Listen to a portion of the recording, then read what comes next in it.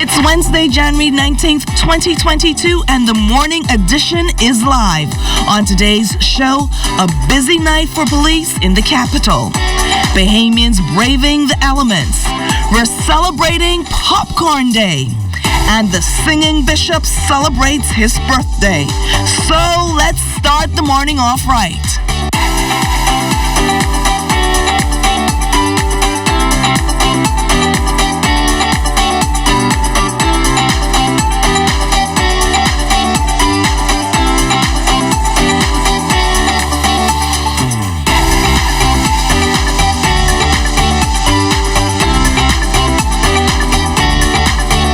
The Morning Edition is brought to you by We Buy, You Sell Company, your leading hurricane impact windows, doors, and tile specialist.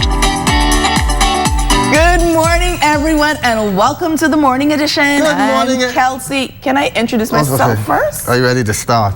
I'm Kelsey Johnson. Good morning, everybody. I just know why I'm so excited to start this morning.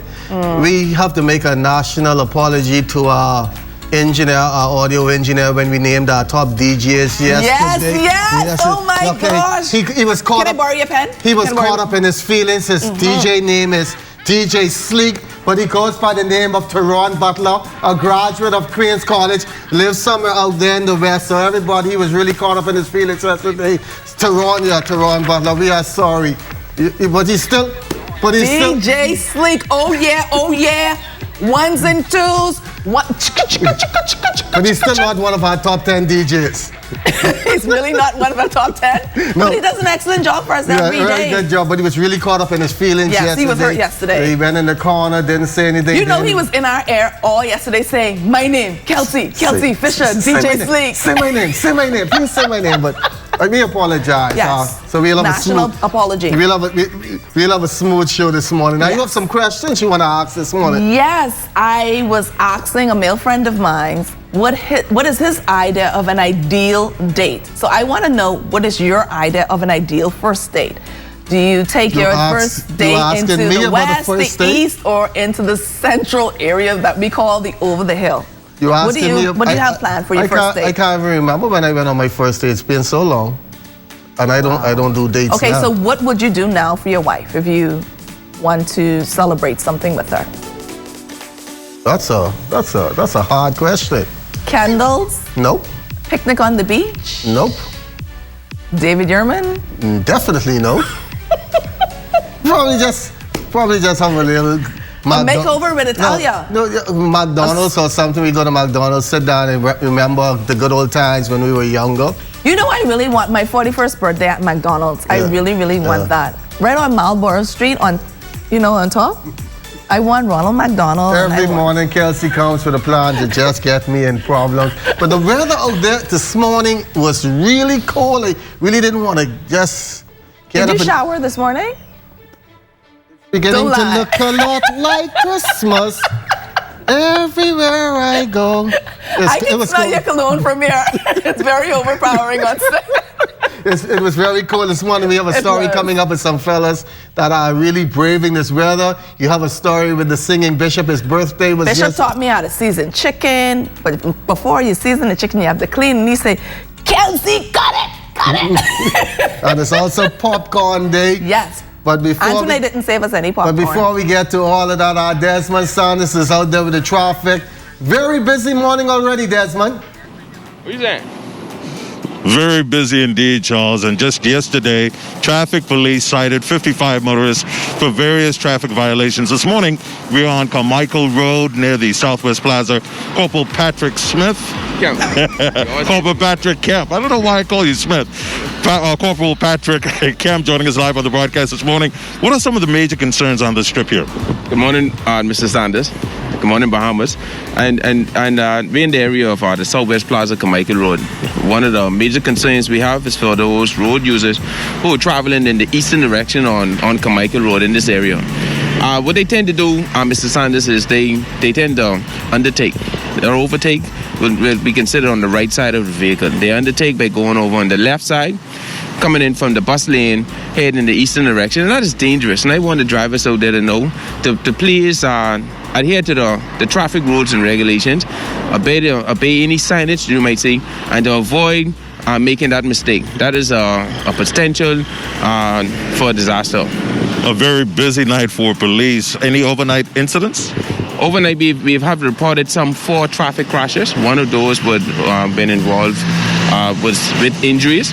And again, I wanted to encourage the drivers there to drive with due care and attention. Again, Mr. Sanders, it's important that I repeat, any signage, road markings, it's important that persons out on the street obey the traffic signs and road markings in the street. They are there erected for your safety.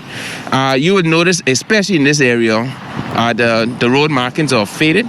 We've already alerted the necessary relevant authorities in reference to that, and we can have that matter corrected, especially in this area, to create some law and order in this area. Right. Well, Patrick Kemp on the streets here on the Carmichael Road District, encouraging motorists everywhere to be safe. Charles, back to you in the studio. Well, thanks a lot, Des. We are waking up to a chilly 57 degrees.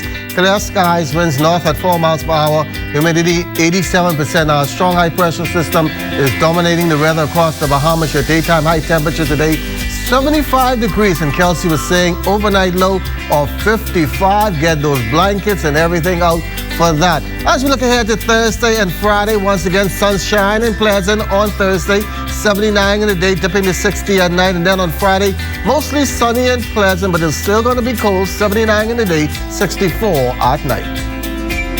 A busy night for the police in the capital. It all started shortly after 7 p.m. with a homicide that occurred on Robinson Road opposite Ida Street. On the arrival of our first responders, they met a female lying on the ground suffering from gunshot wounds. EMS was called in, and a short time later, that female succumbed to the injuries. Initial investigations revealed that a party went to a house to collect a friend, and as on their arrival at that residence, they were approached by a male who left that residence brandishing a firearm. The male ran from the residence, and as he ran, the suspect who brandished the firearm started to discharge that weapon at him.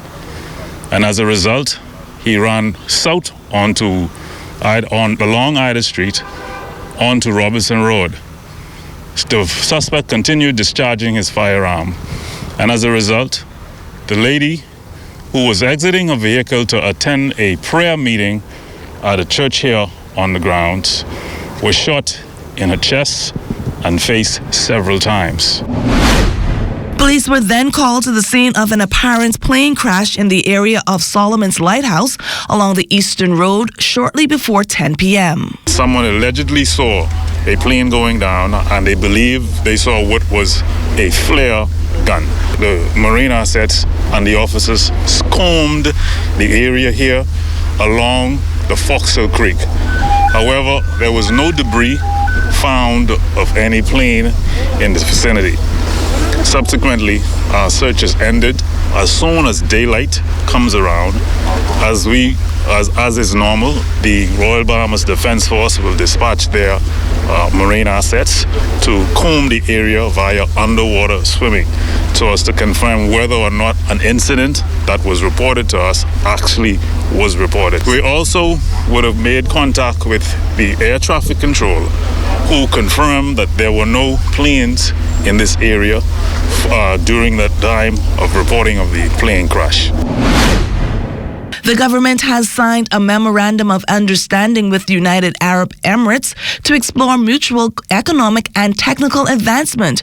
Prime Minister the Honorable Philip Davis making that announcement, adding that the establishment of a permanent mission in Dubai is also under consideration. A memorandum of understanding with the government of the UAE to set the pathway for discussions on a number of economic issues and technical assistance. I think it went as far as where it was thought that a CARICOM mission would be set up here to be spearheaded by the Bahamas. And we also were able to move to get visa under Minister Mitchell's leadership. He was able to negotiate a visa waiver between our countries, which is in place. We There were other arrangements that were left in place, but they were not followed up by the previous administration. Those things we're just picking up now, and we'll continue to see how we could forge a more meaningful relationship for the Bahamas. The U.S. Centers for Disease Control issuing a traveling advisory advising against travel to the Bahamas. The Bahamas is among 22 countries now designated with a level 4 travel health notice, which acknowledges a very high level of COVID-19 in the country. The CDC bumped up the Bahamas from a level 2 to level 3 back on January 5th. The new CDC advisory further warns American travelers to Nassau to exercise extreme caution due to crime. 19 hospitalizations have hit a new peak, with now 148 patients being treated based on the latest health dashboard. That number's up from the previous peak of 125 in September 2021, when the Delta variant raged. Health officials are attributing this latest spike that pushes the active case count to 7,265 to the Omicron variant. Omicron is putting a serious strain on our healthcare systems, not only the hospitals, even at our clinics. This is a challenge, and this is a challenge every country is facing, to keep healthcare services up and going, while at the same time providing essential services for those who have other medical conditions. We're working the best we can. Between the two-day period of January 16th and January 17th, the Ministry of Health reporting another 500-plus new COVID infections, 255 on Sunday and 271 a day later. 397 of those cases are on New Providence, 61 on Grand Bahama, 11 cases each on Exuma, Andros and Acklands, 6 on Abaco and Eleuthera, 4 on Inagua, Long Island and Cat Island, and 3 on Bimini and Ketchi. That two-day period also confirming that some 27 people traveled within 14 days. The Attorney General shedding more light on what new marijuana legislation might look like. The discussion around the cabinet table is expected to come back by March. We want to try to keep that production here. We want to vertically integrate the business in the Bahamas. We don't just want to grow it and export it to somewhere else for them to produce it and create something out of it. We want to be able to do that. I think you also want to have a licensing regime for science and research.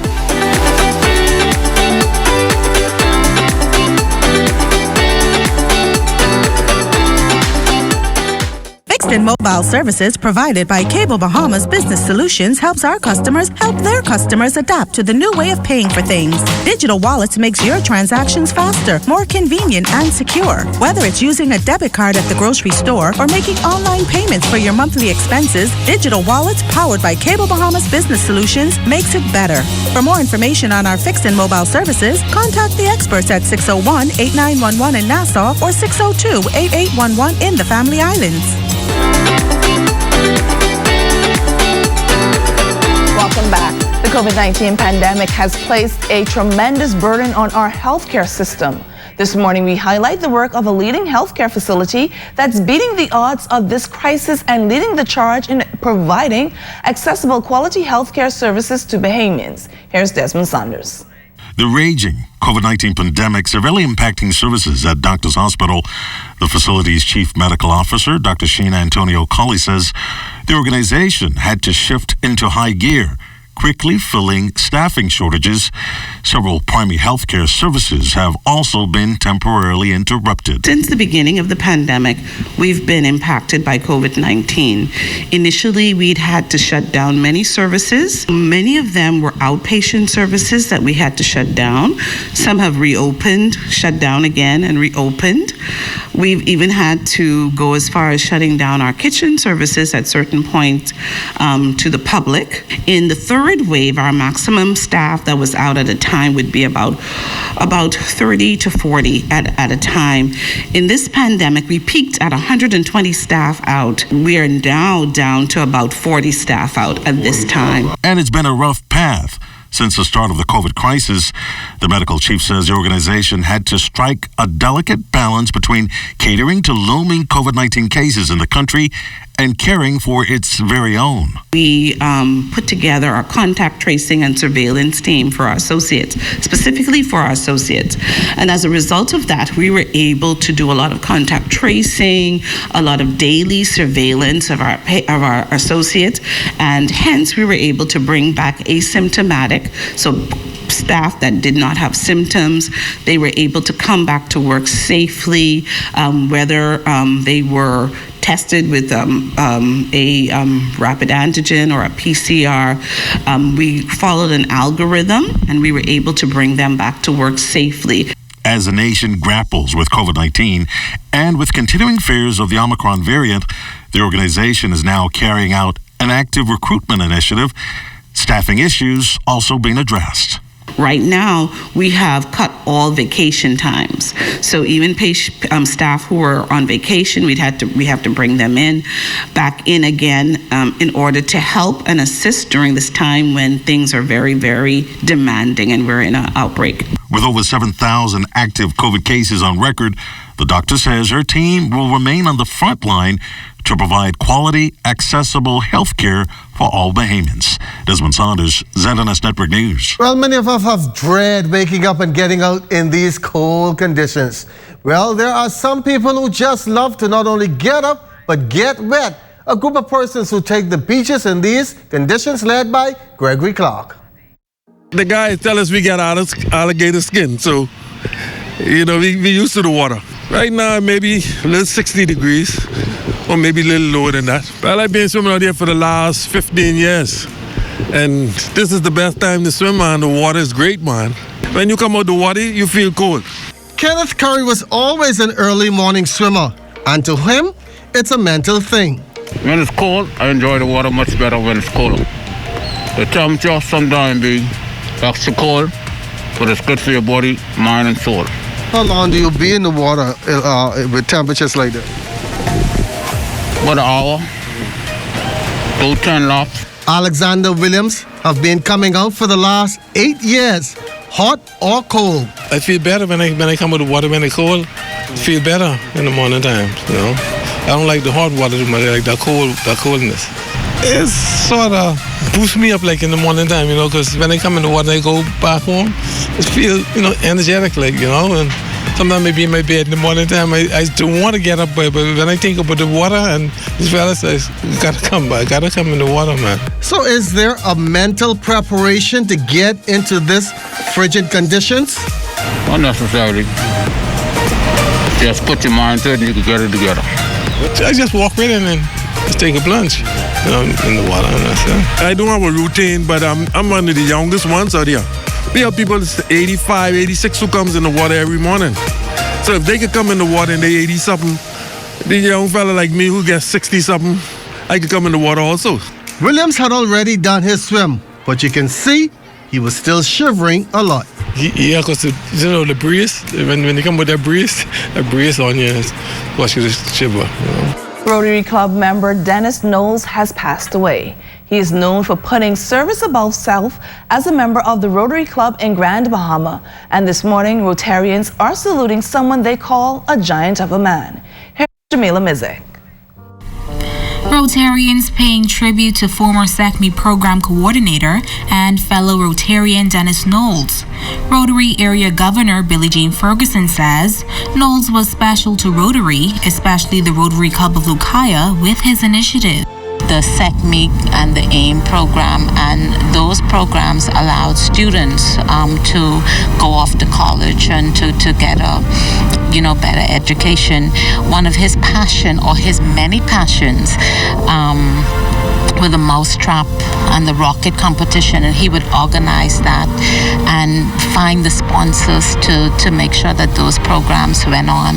One of his other things he did was he found scholarship, and he partnered with Kettering University in Michigan, and they afforded Bahamians from the island of Grand Bahama, Nassau, and Abaco, and Andros the opportunity to attend those schools. She says he was a mentor to her. The thing that I've learned from Dennis is to ignite that passion every year. Find the thing that you love doing the most. And he was one of my mentors who taught me what it meant to make a commitment and keep it, especially in Rotary, especially with the young people.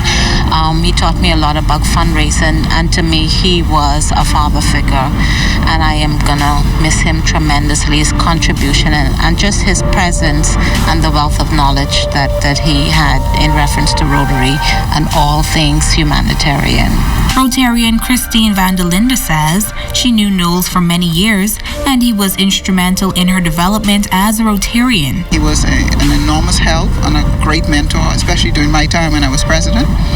And also when I started the club with 3 other ladies, the Rotary Club of Grand Bahama, Dennis was instrumental in helping me behind the scenes, giving me sound advice on Rotary and the way forward.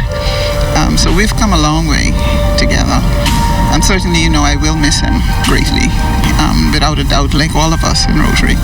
But he's been a pillar of strength for all of us and a giant. I call him the quiet giant. Rotary Club of Lucaya President-elect Inika Johnson says Knowles will be greatly missed. Rotary's legacy, well, I can say for the Rotary Club of Lucaya and Dennis's legacy is that he's left his mark on earth. He was truly a gift to the club, the community at heart, and he genuinely cared about the youth, and he instituted programs that will continue even in his absence. As we head to the break, we take a look back at today in Bahamian history. On January 19th, 1958, Sterling Moss won the Argentina Grand Prix, making the first win by a mid-engine car in such a world-class race, and giving Moss the distinction of being the only 2-time champion of the event. Also on this day in 1977, snow flurries were reported in the Bahamas for the first time, falling in Freeport and West End in Grand Bahama, and Green Turtle Key and Walker's Key in the Abacos.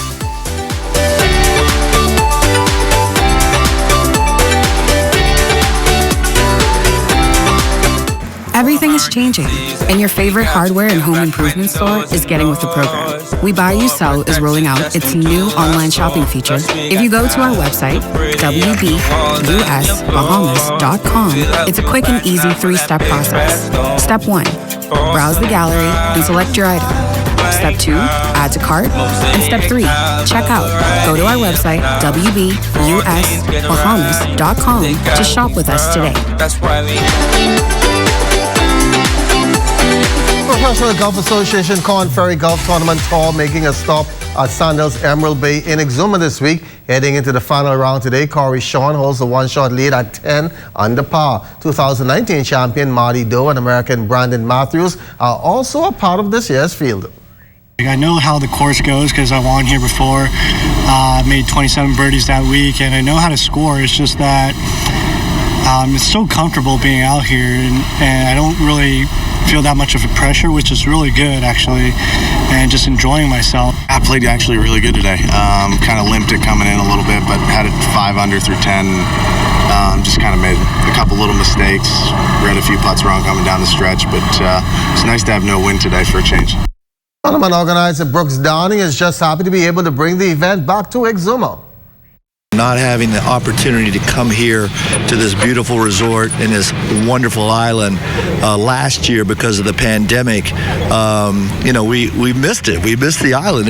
This tournament has found a home here in Exuma, and the economic impact that it creates for the island, the relationships we built, the expectations people have for seeing this return each and every year, being able to showcase this beautiful, beautiful God-giving piece of earth to a global audience.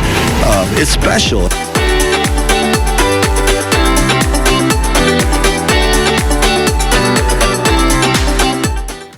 Andros is the #1 bone fishing destination on our planet. Sports fishermen visit our flats every year to participate in one of the most fulfilling outdoor activities known to man, fly fishing. And guess what? It's 100% sustainable. Without areas like the west side of Andros, sustaining this industry would be absolutely impossible. So let's take care of nature, and nature will take care of us.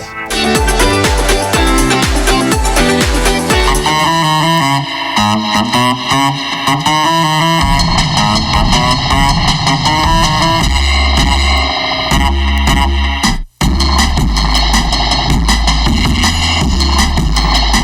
about what's on your plate, you never really answered me on the top of the show when I asked what is your ideal date and how much you're willing to spend and what restaurant you want to take your date to. With this being the pandemic, I can't go on a date. Yes, you can. I can't. You're fully vaccinated. Yes, I can't spend. That's an excuse. I can't spend more than $25 on an ideal date. Where are you taking her? Well, because I eat chicken and fries for breakfast. So if it ain't over like chicken and fries, I ain't going nowhere. But like we said yesterday, every day has a day to be observed. You know why? I think you should just take her to Fusion, get some popcorn, put her in one of the big seats, VIP. That's an ideal date. And that's what's on our plate this morning.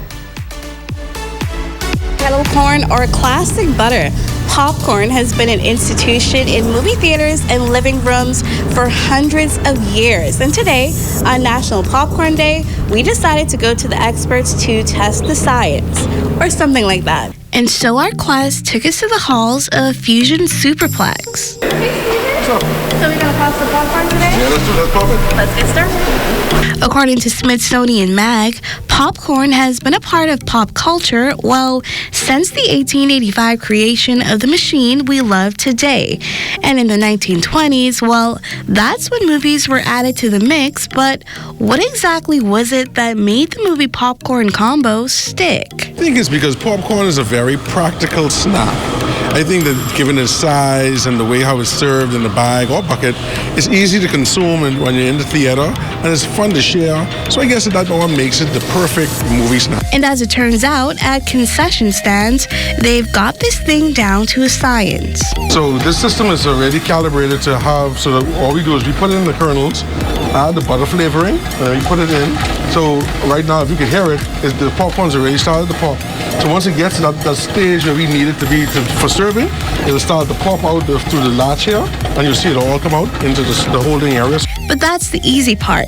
The more tedious part, a check for kernel quality. The popcorn is taken now, it's going to be sifted through in our production room to make sure that it meets all the high quality standards, like there are no burnt popcorn, there's no kernels inside the buckets. And from there, the popcorn you see here becomes the fan favorites you know and love today. While butter may be timeless, cheddar, cotton candy, and now caramel are quickly becoming the crowd's top choice. The caramel popcorn has more like what you call a Cracker Jack flavor with that caramel on it. So most person, besides the butter, they want that extra sweet and that extra flavor from it. Okay, so I admit, maybe we haven't quite uncovered the chemistry behind the fluffy golden snack, but at least now we know why it's such a hit. With National Popcorn Day underway, all that's left to say is happy snacking.